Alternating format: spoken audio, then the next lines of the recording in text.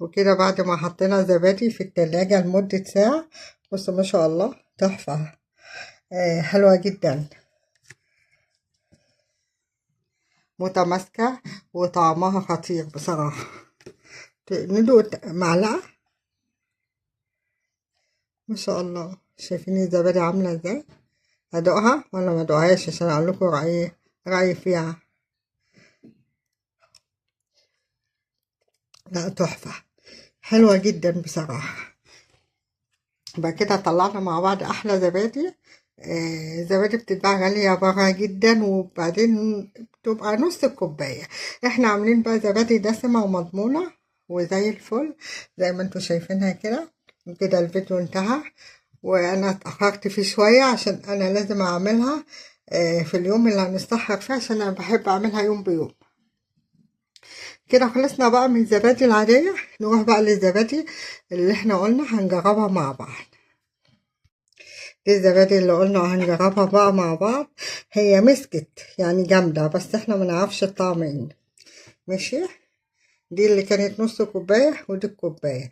انما الكوباية بقى اللي هي التالتة اللي هي كانت بالكيوي، طعمه مش حلو خالص ومر كده، مش عارفة فيه ايه. هندوق بقى دي ونشوف الطعم، اقول لكم بأمانة الطعم ايه.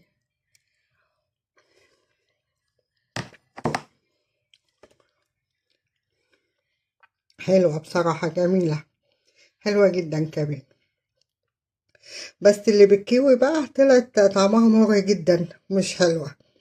بس لو جيتوا لرأيي أنا بصراحة، الزبادي اللي السادة أحسن، طعمها أحلى بكتير. بس احنا قلنا هنجرب، ما احنا لازم نجرب عشان نطلع كل الحلو. نبقى نجربها بقى بالكريم شانتيه بالفراولة، ونشوف الطعم ايه وابقى اوريها لكم. وكده الفيديو خلص، وقلت لكم رأيي في الزبادي الاتنين، العادية واللي هي بالفراولة. وفي مصداقية، وقناة بدون مونتاج، بتطلع اللي بيحصل معاها، ما بيخبيش اي حاجة عنكم. وكده الفيديو خلص، يا رب يكون نال اعجابكم، واقول لكم كل سنة وانتم طيبين. السلام عليكم. السلام عليكم. ازيكم حبايبي، عاملين ايه؟ كل سنة وانتم طيبين. النهاردة هنعمل مع بعض زبادي. طبعا انا معايا كيلو لبن بغليه على البوتاجاز، وبقلبه عشان خاطر ما يعملش وش كتير يعني. انا عايزه زبادي تكون خفيفه، ما يكونش ليها وش. فانا بغلي كيلو اللبن كده وبطفي عليه، اسيبه بقى لما يبرد واخد الوش منه. اللي عايز بقى الزبادي بوش يسيب الوش ويقلبه ويعمله بيها، لكن انا مش عايزه الوش. فانا هغلي اللبن كده واسيبه بتاع نص ساعه يبرد واخد الوش بتاعه. طبعا ده لبن خام جاي من مصدره، من مكانه يعني. لبن تقيل وحلو دسم يعني، فبيطلع قشطة كتيرة اوي.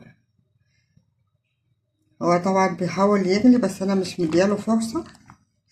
بقلبه كويس اوي عشان يكون كويس، ما يكونش فيه اي ميكروبات. لما بتغليه كويس وتقلبي فيه كتير كده، بيبقى ايه، يتغلى كويس ومفيهوش اي ميكروبات. طبعا انا هفصل الفيديو وقلتلكوا على المفيد اللي انا هعمله، واروح بقى انا اقلب مع نفسي شويه. كده بقى اللبن لما سبته شويه، بصوا عمل وش ازاي. طبعا انا عايزه الزبادي تكون عاديه، شايفين ما شاء الله الوش. هطلعه.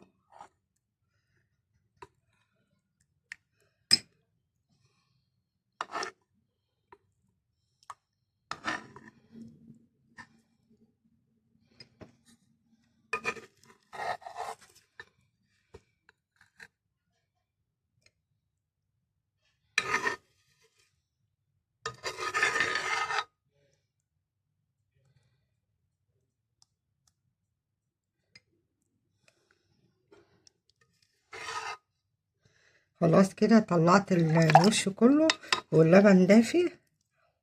انا معايا هنا حبتين صغيرين جدا كيوي، ومعايا برضو حبتين صغيرين فراولة مقطعهم قطع صغيرة خالص، ومعايا كوباية زبادي جوين عشان انا عايزاها تطلع بنفس الطعم، عشان لما انت بتعمليها باي زبادي بتطلع نفس الطعم اللي انت بتعملي بيه.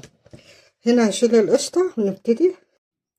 طبعا هنا بقى كده اللبن دافي. هعمل ايه بقى؟ هاخد كوباية لبن، معايا كوباية هنا، هاخد من اللبن كوباية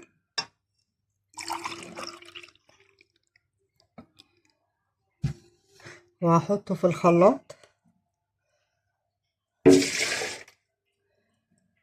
واحط معاه كوباية الزبادي.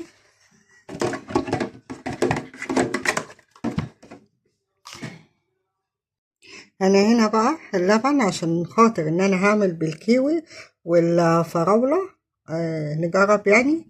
هزود كوباية لبن تاني على اللبن، يعني كيلو كوباية. وكده المقدار اللي انا عملته كوباية لبن مع كوباية الزبادي وضربتهم في الخلاط، هنزل عليهم مع اللبن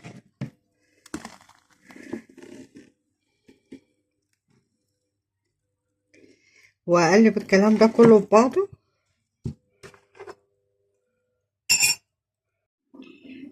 يبقى انا كده حطيت كوبايه الزبادي مع كوبايه لبن وضربتهم في الخلاط، وحطيت عليهم كوبايه لبن تاني زياده عشان خاطر اعمل كوبايه الفراوله وكوبايه الكيوي، وهقلب كويس قوي. طبعا اللبن دافي مش سخن ولا ساقع، دافي.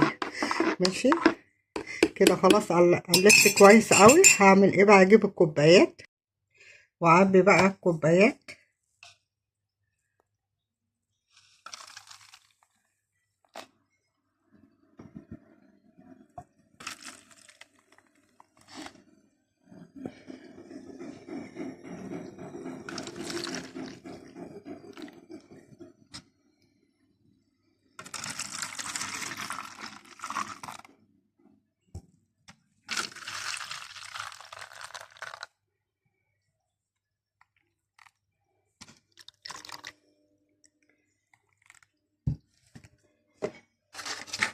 خلاص كده انا عبيت الكوبايات، هبتدي بقى اغطيها الغطيان بتاعتها.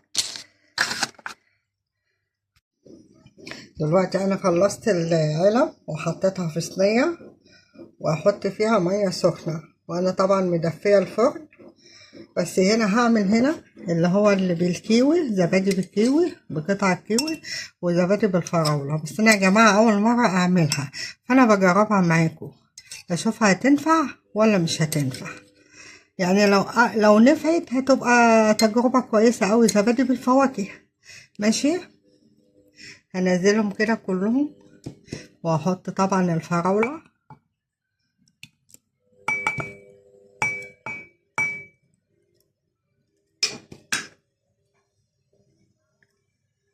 واحط اللبن،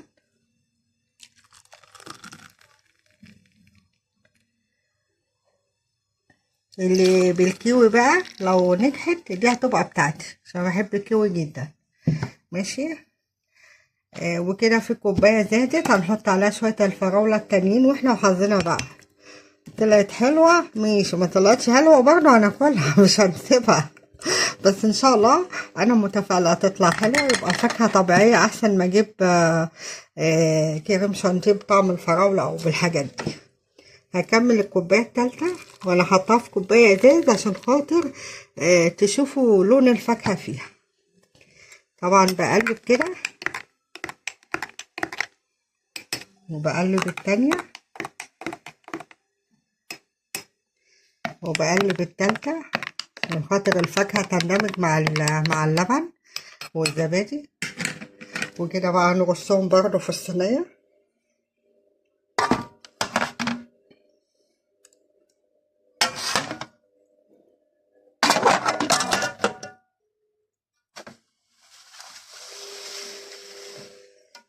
وكده بقى الحمد لله خلصنا من الزبادي. نروح بقى نجيب المية السخنة. كده بقى احط المية السخنة بس بعيد يعني عن كوبايات زي ما انتوا شايفين كده. المية السخنة دي بتسرع بعملية تخمير الزبادي.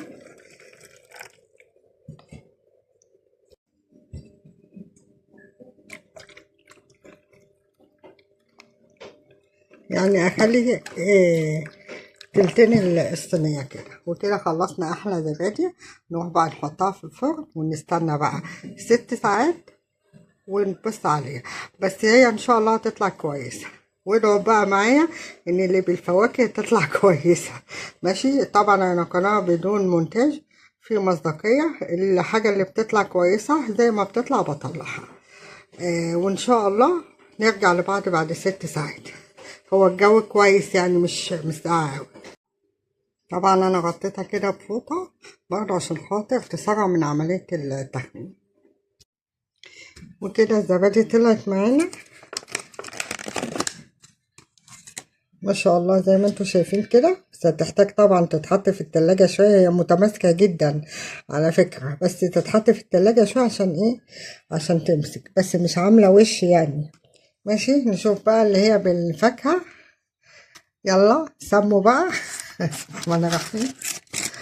برضو طالعة حلوة متماسكة ان شاء الله. والتانية دي اللي بالفراولة، ودي اللي بالكيوي. هنروح نحطهم بقى في التلاجة شوية يجمدوا زي ما انتوا شايفين كده. العلب كلها ما شاء الله جمدانة. هنحطها في التلاجة شوية ونرجع لكم.